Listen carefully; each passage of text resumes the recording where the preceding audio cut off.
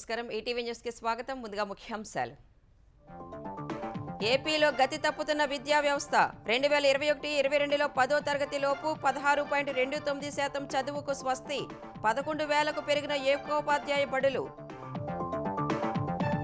ఆంధ్రప్రదేశ్లో ప్రజల ఆయువు తీస్తున్న కలుషిత జలం. విజయవాడలో 2 మృతి, పలువురికి అస్వస్థత. తుప్పు పట్టిన పైపు లైన్లే కారణమని భావన.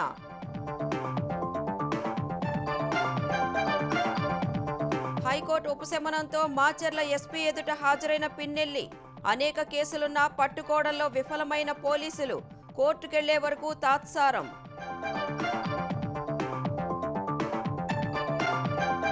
తెలంగాణ ఫోన్ ట్యాపింగ్ వ్యవహారంలో మరో కోణం. జడ్జీల ఫోన్లు చాటుగా విన్నట్లు భుజంగరావు వాంగ్మూలం. భారాసా కోసం పనిచేసినట్లు వెల్లడి. నూతన టీపీసీసీ అధ్యక్షుడి ఎంపికపై కాంగ్రెస్ అధిష్టానం దృష్టి. సామాజిక వర్గాల వారీగా నేతల పేర్ల పరిశీలన. ఎన్నికల ఫలితాల తరువాత నిర్ణయం.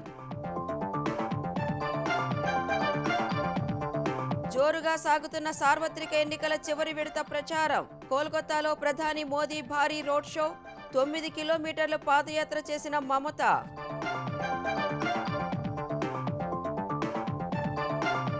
ఈశాన్య రాష్ట్రాల్లో పెను బీభత్సం సృష్టించిన రెమాల్ తుఫాన్.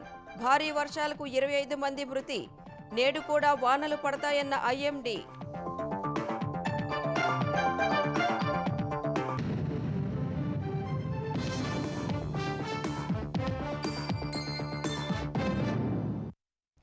ఆంధ్రప్రదేశ్లో విద్యా వ్యవస్థ గతి తప్పుతోంది. 2021-22లో 16.29% మంది 10వ తరగతి లోపే చదువు మానేశారు.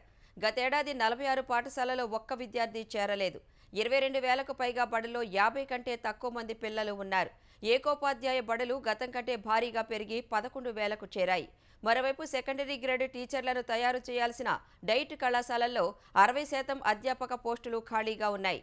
ఈ మేరకు ఎస్ఎస్ఏ పీఏపీ పినిట్స్లో కేంద్ర ప్రభుత్వం వెల్లడించింది. ఉపాధ్యాయుల కొరత, మౌలిక సదుపాయాల లేమి తదితర సమస్యలు ఆంధ్రప్రదేశ్ విద్యారంగాన్ని వేధిస్తున్నాయి. 10వ తరగతిలోపు చదువు మానేస్తున్న వారి సంఖ్య ఆందోళనకర స్థాయిలో ఉంది. 2021-22లో 16.29% మంది 10వ తరగతిలోపు బడులు మానేశారు. 2020-21లో 16.73% మంది మానేశారు. ప్రాథమికోన్నత బడుల్లో చదువు మానేస్తున్న పిల్లలు 2020-21లో 0.52% మంది కాగా 2021-22లో 1.62%కి చేరారు. ఈ లెక్కన 8వ తరగతిలోపే దాదాపు 2% మంది చదువుకు స్వస్తి చెప్పేస్తున్నారు. సమగ్ర శిక్ష అభియాన్ ప్రాజెక్టు అనుమతుల మండలి మినిట్స్ లో ఈ వివరాల్ని సాక్షాత్తు కేంద్ర ప్రభుత్వం వెల్లడించింది. ఎన్ఎస్సీ నిధుల మంజూరుకు ఏటా కేంద్ర ప్రభుత్వం పీఏబీ సమావేశాన్ని నిర్వహిస్తుంది. 2024-25 విద్యా సంవత్సరం నిధులకు సంబంధించి గత జనవరిలో సమావేశం నిర్వహించగా ఏపీ సర్కార్ ఇచ్చిన గణాంకాల ప్రకారం మినిట్స్ ను విడుదల చేసింది. ఏపీలో ఏకోపాధ్యాయ బడుల సంఖ్య భారీగా పెరిగినట్లు కేంద్రం వెల్లడించింది. 11,409 పాఠశాలలు ఒక్క టీచర్తోనే నిర్వహిస్తున్నట్లు తెలిపింది. ప్రభుత్వ పాఠశాలల్లో విద్యార్థుల సంఖ్య తగ్గిపోతోంది అనేందుకు ఏకోపాధ్యాయ బడులే నిదర్శనం.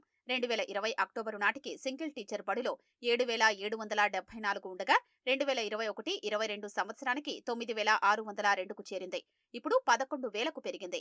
ఏపీలో 45,137 ప్రభుత్వ పాఠశాలలు ఉంటే 46 బడుల్లో గతేడాది ఒక్కరూ చేరలేదు. 22,779 పాఠశాలల్లో 50 మంది కంటే తక్కువ మంది పిల్లలున్నారు. కస్తూర్బా గాంధీ బాలికా విద్యాలయాల్లో 14.96% సీట్లు ఖాళీగా ఉంటున్నాయి. ఏపీకి 235 టైప్ 4 కేజీబీవీలను మంజూరు చేస్తే 88 కేజీబీవీలను ప్రారంభించనే లేదు. విద్యాశాఖలో కీలకమైన రాష్ట్ర విద్యా పరిశోధన శిక్షణా మండలి ఎస్సీఈఆర్టీ, జిల్లా విద్యా శిక్షణా సంస్థల్లో పోస్టులు భారీగా ఖాళీగా ఉన్నాయి. ప్రభుత్వం కొన్నేళ్లుగా వీటిని భర్తీ చేయడం లేదు. ఎస్సీఈఆర్టీలో 16.6%, సెకండరీ గ్రేడ్ టీచర్లను తయారు చేయాల్సిన డైట్ కళాశాలల్లో 60% ఖాళీలు ఉన్నాయి. ప్రాధాన్య ప్రాతిపదికన ఈ పోస్టుల్ని భర్తీ చేయాలని కేంద్రం ఆదేశించింది. డైట్లలో జూన్ 30 నాటికి ఖాళీలు నింపాలని సూచించింది. మరుగుదొడ్లు, తరగతి గదుల నిర్మాణం, ల్యాబ్లు, సౌర విద్యుత్ పలకలు ఏర్పాటు చేసేందుకు కేంద్రం ఇచ్చిన నిధులు సరిపోవడం లేదని సమగ్ర శిక్ష అభియాన్ వెనక్కిచ్చేసింది. కొన్నేళ్లు పనుల్ని పెండింగ్ పెట్టి ఇప్పుడు యూనిట్ కాస్ట్ సరిపోవడం లేదంటూ 126 పనులకు సంబంధించి 124.77 కోట్లను వెనక్కిచ్చేసింది. పెంచిన యూనిట్ కాస్టుతో చేపట్టిన అదనపు తరగతి గదుల పనులు 2.80%, బాలుర మరుగుదొడ్లు 2.68%, బాలికల మరుగుదొడ్లో 2.13%, సమగ్ర సైన్స్ ల్యాబ్ 18.60%, స్కిల్ ఎడ్యుకేషన్ ల్యాబ్ల పనులు 33% పెండింగ్లో ఉన్నాయి. వీటిని 2024-25 ఆర్థిక సంవత్సరంలో ప్రాధాన్య క్రమంలో పూర్తి చేయాలని కేంద్రం ఆదేశించింది. ఆంధ్రప్రదేశ్లో పలు నగరాల్లో కలుషిత జలాలు ప్రజలను కాటేస్తున్నాయి. మురికి కాలువల్లో వేసిన పైపు లైన్లు తుప్పుపట్టి పగిలిపోయి లీకేజీల కారణంగా తాగునీరు కలుషితమవుతోంది. ఆ నీరు పట్టణ నగరవాసుల ఆయువు తీస్తోంది. అనారోగ్యంతో అనేక మంది ఆసుపత్రుల పాలవుతున్నారు.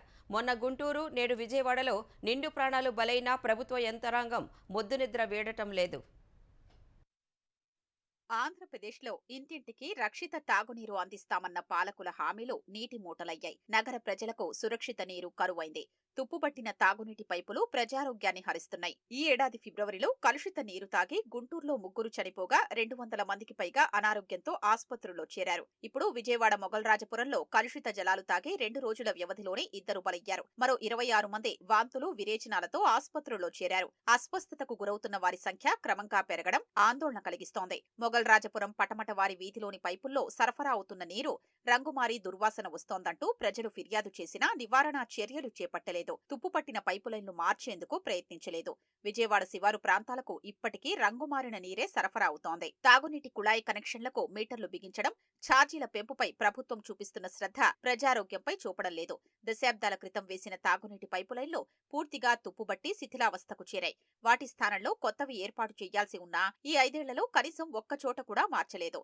ఆంధ్రప్రదేశ్లోని 123 పుర, నగరపాలక సంస్థల్లో 18,240 కిలోమీటర్ల మేర తాగునీటి పైప్లైన్లలో 40% వరకు పాడయ్యాయి. వీటిలో 5,034 కిలోమీటర్ల మేర అధ్వాన్నంగా ఉన్నాయి. పైపులకు తుప్పుబట్టి రంధ్రాలు పడ్డాయి.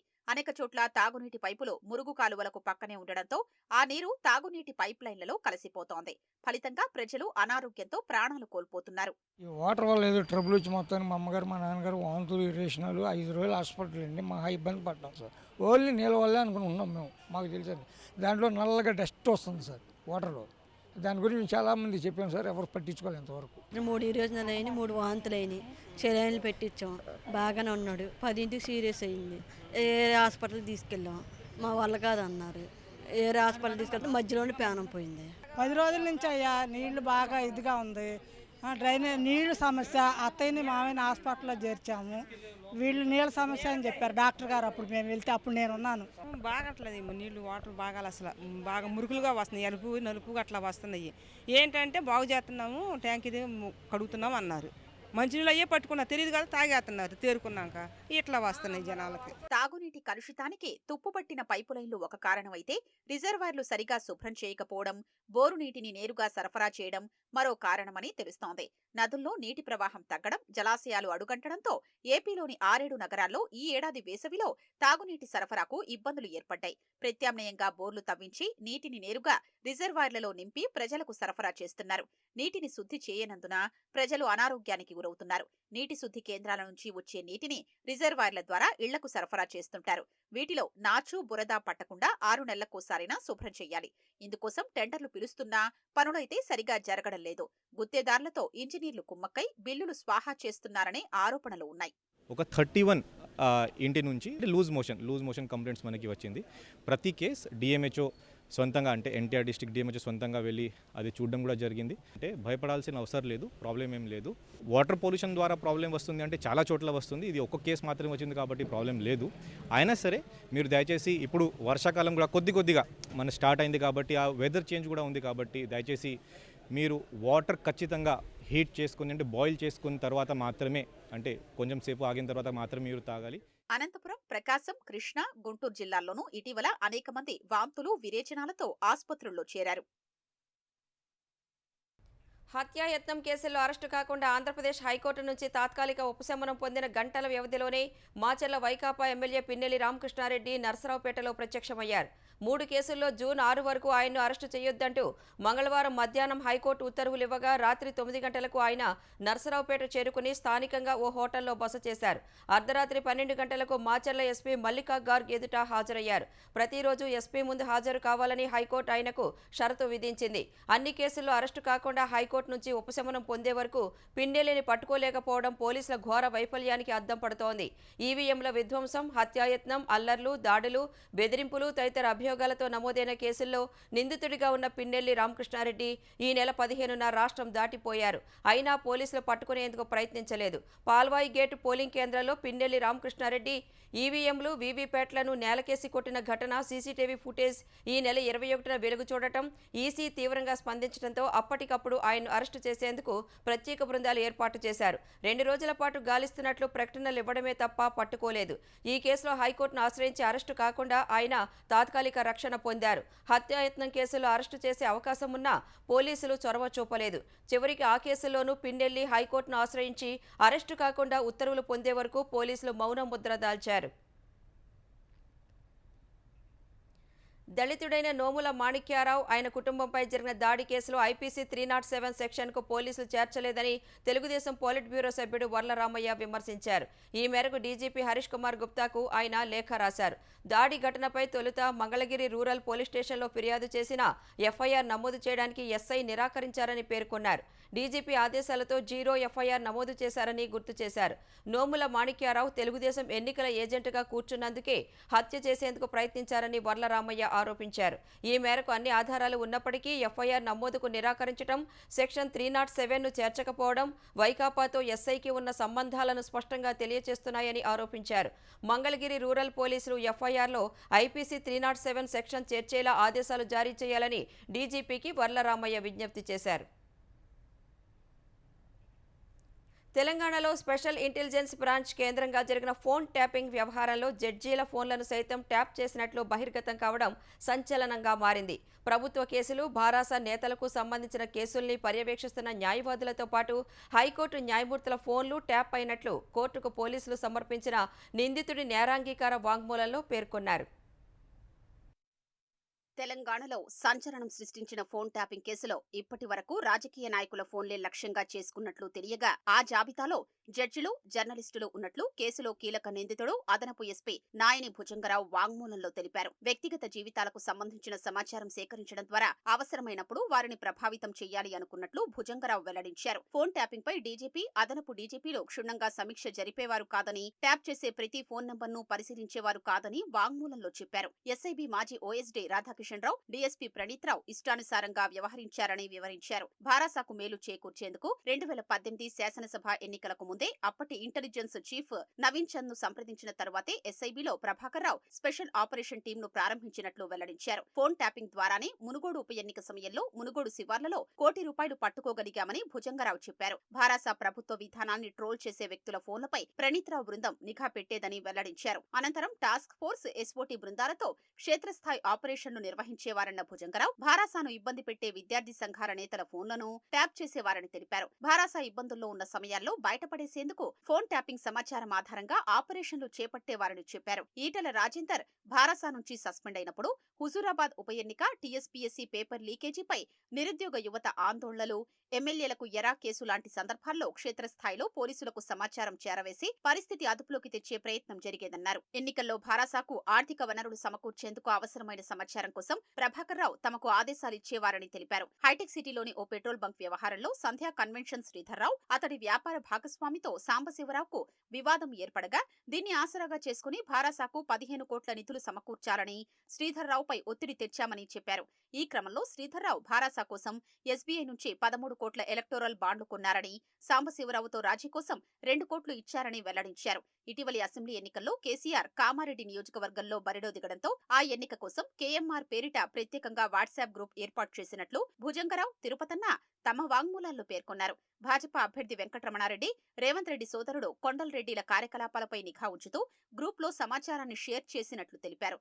కేసీఆర్ ను గెలిపించేందుకు క్షేత్రస్థాయిలో ఎలా వ్యవహరించాలో చర్చించేవారని భుజంగరావు వెల్లడించారు. కొండలరెడ్డితో పాటు కాంగ్రెస్ నాయకులపై కన్నేసి ఉంచడం ద్వారా కామారెడ్డి పోలీసులు 56 లక్షలు స్వాధీనం చేసుకున్నారని తిరుపతన్న తెలిపారు. ముఖ్యంగా కాంగ్రెస్ పార్టీకి చెందిన డబ్బు రవాణాను అడ్డుకోవడమే లక్ష్యంగా పనిచేశామని తిరుపతన్న పేర్కొన్నారు. 40 నుంచి 50 మందికి చెందిన ఫోన్లను ట్యాప్ చేసే బాధ్యత తన బృందానికి అప్పగించారని వెల్లడించారు. సేకరించిన సమాచారాన్ని స్థానిక పోలీసులు, టాస్క్ ఫోర్స్, ఎస్ఓటీకి చేరవేసి కాంగ్రెస్ కు చెందిన డబ్బు విజయవంతంగా పట్టుకునేలా చూశామని వివరించారు. ప్రణీత్ రావు ఇచ్చిన సమాచారం ఆధారంగా పెద్ద మొత్తంలో డబ్బు పట్టుకోగలిగామని చేశామన్నారు. ప్రభాకర్ రావు ఆదేశాల మేరకు కాంగ్రెస్ కు చెందిన డబ్బు రవాణాను నియంత్రిస్తూ భారాసాకు సజావుగా డబ్బు రవాణా అయ్యేలా చూశామని తెలిపారు. ఇదంతా భారాసాను మళ్లీ అధికారంలోకి తెచ్చే ప్రయత్నంలో భాగంగా ప్రభాకర్ రావు ఆధ్వర్యంలో జరిగిందన్నారు. ఫోన్ ట్యాపింగ్ వ్యవహారాలు బయటపడకూడదని ప్రభాకర్ రావు ఆదేశాలు, ప్రణీత్ రావు సూచనల మేరకు 3 కంప్యూటర్ల హార్డ్ డిస్క్లను ధ్వంసం చేశామన్నారు. తెలంగాణలో పీసీసీ కొత్త అధ్యక్షుడి ఎంపికపై కాంగ్రెస్ పార్టీలో జోరుగా చర్చ జరుగుతోంది. లోక్సభ ఎన్నికల ఫలితాలు వెలువడిన వెంటనే నూతన సారథి ఎంపిక ప్రక్రియ మొదలవుతుందని హస్తం పార్టీ వర్గాలు అంచనా వేస్తున్నాయి. ఎన్నికల వేళ పీసీసీ నాయకుడిని మార్చడం వల్ల ఇబ్బందులు తలెత్తుతాయని భావించిన అధిష్టానం సీఎం రేవంత్ రెడ్డినే పీసీసీ అధ్యక్షుడిగా కొనసాగించింది. ఎన్నికలు పూర్తయినందున ప్రభుత్వ పాలన, పార్టీ వ్యవహారాలు రెండింటినీ పూర్తి స్థాయిలో చూసుకోవడం కొంత ఇబ్బంది కాబట్టి కొత్త అధ్యక్షుడికి ఎంపిక చేస్తారని తెలుస్తోంది. పీసీసీ కార్యనిర్వాహక అధ్యక్షుడిగా కొనసాగుతున్న ఎమ్మెల్సీ మహేష్ కుమార్ గౌడ్ మంత్రి పదవి కోసం తీవ్ర ప్రయత్నాలు చేస్తున్నారు. అది దక్కని పరిస్థితుల్లో పీసీసీ అధ్యక్ష పదవి ఇవ్వాలని ఆయన కోరుతున్నట్లు తెలుస్తోంది. మరో సీనియర్ నేత జగ్గారెడ్డి తనకు పీసీసీ పగ్గాలిస్తే పార్టీని సమర్థవంతంగా నడుపుతానని ఢిల్లీ పెద్దలకు చెబుతున్నట్లు సమాచారం. బీసీ సామాజిక వర్గానికే ఇవ్వాలని భావిస్తే మధు యాష్కి గౌడ్ పేరును పరిగణలోకి తీసుకుంటారని తెలుస్తోంది. ఎస్సీ సామాజిక వర్గం నుంచి మాజీ MLA Sampath Kumar, PCC senior ఉపాధ్యక్షుడు మల్లు రవి పేర్లు బలంగా వినిపిస్తున్నాయి. ఈశాన్య రాష్ట్రాలను రెమాల్ తుఫాన్ అతలాకుతలం చేసింది. భారీ వర్షాల కారణంగా వేర్వేరు ప్రాంతాలలో జరిగిన ప్రమాదాల్లో మృతి చెందిన వారి సంఖ్య 25కు చేరింది. ఐజోల్లో రాతి క్వారీ కూలీ 2 పిల్లలు సహా 14 మంది ప్రాణాలు కోల్పోయారు. మరో 8 మంది గల్లంతయ్యారు. అస్సోంలో చెట్లు, కొండచర్యలు విరిగిపడి మృతి చెందిన వారి సంఖ్య 4కు పెరిగింది. బంగాల్లో బీభత్సం సృష్టించిన రెమాల్ తుపాను ఈశాన్య రాష్ట్రాల్లో పెను ప్రభావం చూపింది. తుపాను ప్రభావంతో మిజోరంలో జరిగిన వివిధ ప్రమాదాల్లో మృతి చెందిన వారి సంఖ్య 25కు పెరిగింది. ఐజోల్ శివారు ప్రాంతంలో భారీ వర్షానికి ఓ రాతి క్వారీ కూలిపోయిన ఘటనలో మృతుల సంఖ్య 14కు చేరింది. 8 మంది ఆచూకీ దొరకడం లేదు. వారి కోసం సహాయక చర్యలు కొనసాగుతున్నాయి. ఐజోల్ సమీపంలోని లిమెన్ వద్ద కొండ చర్యలు విరిగిపడి అనేక ఇళ్లు కూలిపోయాయి. ఈ ఘటనలో 5గురు ప్రాణాలు కోల్పోయారు. 4 గల్లంతయ్యారు.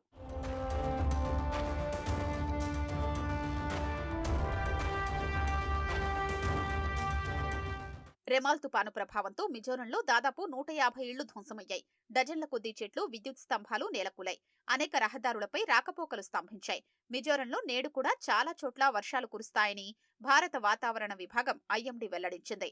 ఉరుములు, మెరుపులతో ఈదురుగాలులు వీస్తాయని తెలిపింది. రాతిక్వారీ కూలిన ఘటనతో పాటు వర్షాల కారణంగా సంభవించిన విపత్తుల్లో మరణించిన వారి కుటుంబాలకు 4 లక్షల ఎక్స్గ్రేషియాను ముఖ్యమంత్రి లాల్ దుహోమా ప్రకటించారు. పరిస్థితిని సమీక్షించేందుకు ఉన్నతాధికారులతో అత్యవసర సమావేశాన్ని నిర్వహించారు. భారీ వర్షాల నేపథ్యంలో మిజోరంలో పాఠశాలలన్నింటికీ సెలవులు ప్రకటించారు. అత్యవసర సేవలు అందిస్తున్న వారు తప్ప మిగతా ఉద్యోగస్తులందరూ ఇంటి నుంచే పని చెయ్యాలని మిజోరం ప్రభుత్వం ఉత్తర్వులు జారీ చేసింది.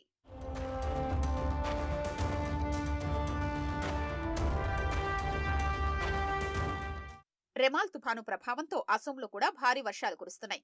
అసోంలో మంగళవారం జరిగిన వేర్వేరు ప్రమాదాల్లో ఒక మహిళ సహా 4 మృతి చెందారు. 18 మంది గాయపడ్డారు. కమ్రూపు జిల్లాలో చెట్టు కూరడంతో లావణ్య కుమారి అనే 60 ఏళ్ల మహిళ మృతి చెందింది. మరోచోట చెట్టు కూలి బాలుడు ప్రాణాలు కోల్పోగా అతడి తండ్రి గాయపడ్డాడు. లోక్సభ ఎన్నికల ప్రచారం కోసం ఒడిశా వెళ్లిన అసోం సీఎం హిమంత బిశ్వ శర్మ ప్రతికూల వాతావరణం మరిన్ని రోజులు కొనసాగే అవకాశముందని చెప్పారు. పలు జిల్లాల్లో భారీ వర్షాలు కురుస్తాయని, గంటకు 60 కిలోమీటర్ల వేగంతో గాలులు వీస్తాయని తెలిపారు.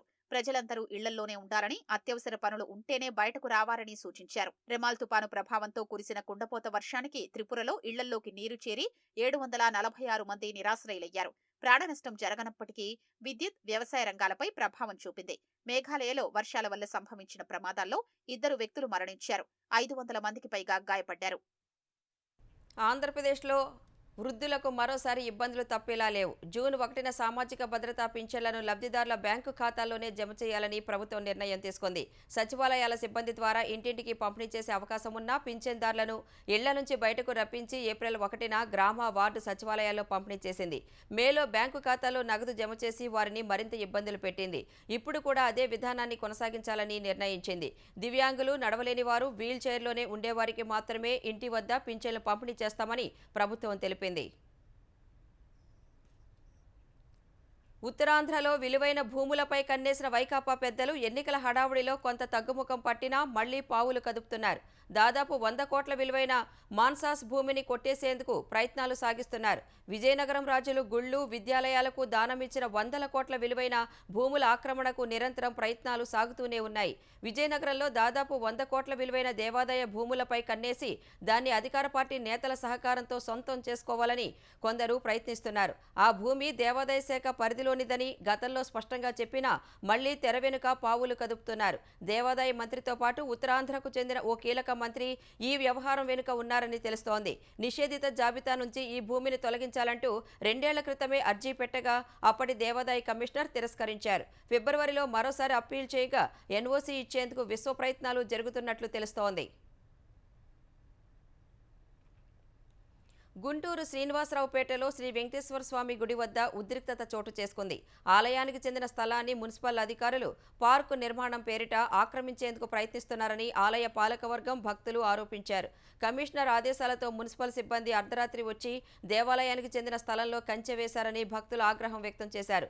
ఎన్నికల కోడ్ అమల్లో ఉండి కౌంటింగ్ జరగనున్న నేపథ్యంలో కమిషనర్ ఇలాంటి చర్యలు తీసుకోవడం సరికాదని భక్తులు మండిపడుతున్నారు. మేడిగడ్డ ఆనకట్ట పునరుద్ధరణ పనులు కొనసాగుతున్నాయి. బ్యారేజీలో దెబ్బతిన్న 7వ బ్లాకు ప్రాంతంలో తాత్కాలిక మరమ్మతులు చేస్తున్నారు. వర్షాలు తొందరగా పడే సూచనలు ఉండటంతో భారీ ప్రవాహం వస్తే 7వ బ్లాకులోకి ప్రవేశించకుండా నీటి మళ్లింపు కట్టను మరింత దృఢంగా చేశారు. ఎత్తును సైతం పెంచారు.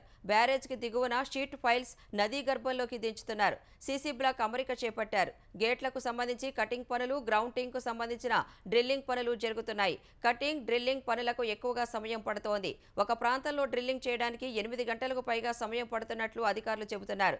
పనులు వేగీరం చేయడానికి ఇంజనీరింగ్ అధికారులు ప్రయత్నిస్తున్నారు. 7వ బ్లాక్లో బొంగలు పడిన చోట ఇసుక నింపగా ఎక్కడైనా నీటి ఊటలు వస్తున్నాయా అనే పరిశీలన కొనసాగుతోంది.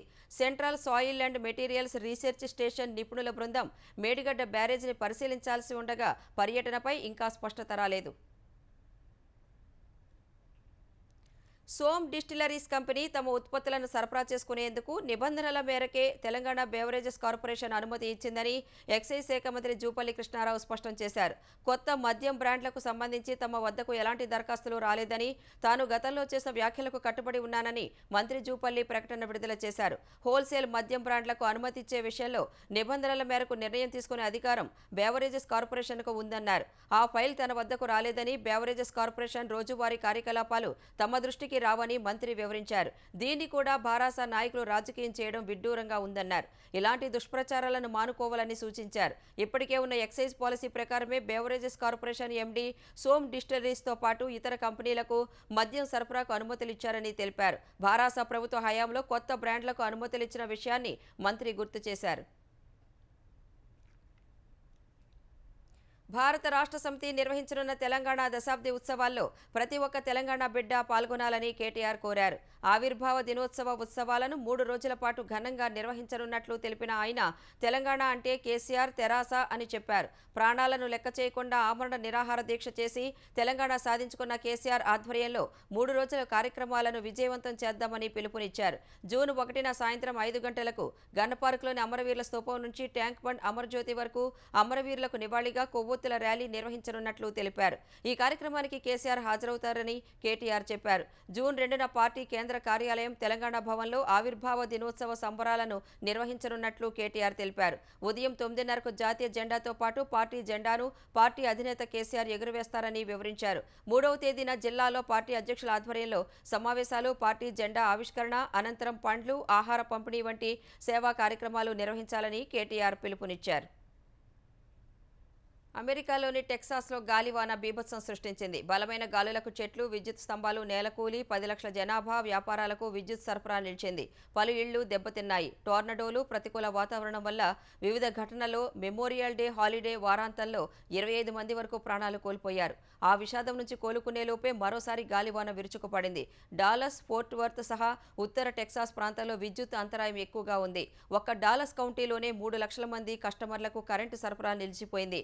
గ్రామీణ తూర్పు టెక్సాస్లోనూ ఇదే పరిస్థితి నెలకొంది. డాలస్ ప్రాంతాన్ని విపత్తు ప్రాంతంగా స్థానిక కౌంటీ జడ్జి క్లేర్ జెన్కిన్స్ ప్రకటించారు.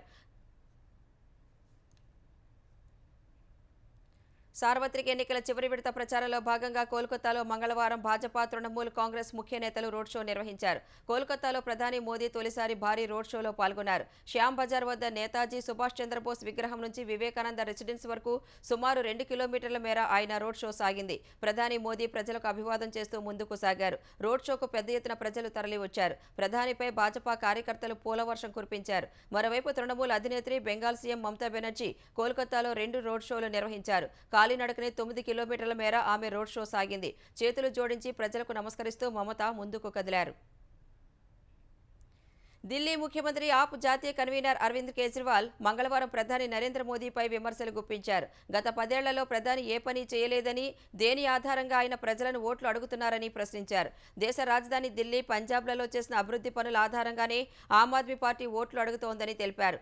ఎన్నికల ప్రచారంలో భాగంగా పంజాబ్లోని లూథియానాలో వ్యాపారులతో నిర్వహించిన కార్యక్రమంలో సీఎం కేజ్రీవాల్ మాట్లాడారు. ద్రవ్యోల్బణం, నిరుద్యోగం వంటి సమస్యలపై ప్రజల్లో భాజపాపై ఆగ్రహం ఉందన్నారు. ఇంధన ధరలు పెరుగుతుంటే ఉద్యోగాలు తగ్గిపోతున్నాయని పేర్కొన్నారు. పంజాబ్లో ఆప్ ప్రభుత్వం ఇస్తున్న ఉచిత విద్యుత్తును నిలిపివేయడమే భాజపా ప్రధాన లక్ష్యమని కేజ్రీవాల్ ఆరోపించారు. పంజాబ్లో ఆప్ ప్రభుత్వం ఏర్పడక ముందు వ్యాపార పరిశ్రమల పరిస్థితి అత్యంత దారుణంగా ఉండేదన్నారు. వ్యాపారులు మధ్యప్రదేశ్, ఉత్తరప్రదేశ్, హిమాచల్ ప్రదేశ్, రాజస్థాన్ వంటి ఇతర రాష్ట్రాలకు వెళ్లేవారని పేర్కొన్నారు. పంజాబ్లోని భగవంత్ మాన్ ప్రభుత్వాన్ని కూల్చేస్తామని కేంద్ర హోంమంత్రి అమిత్ షా బెదిరిస్తున్నారని కేజ్రీవాల్ ఆరోపించారు.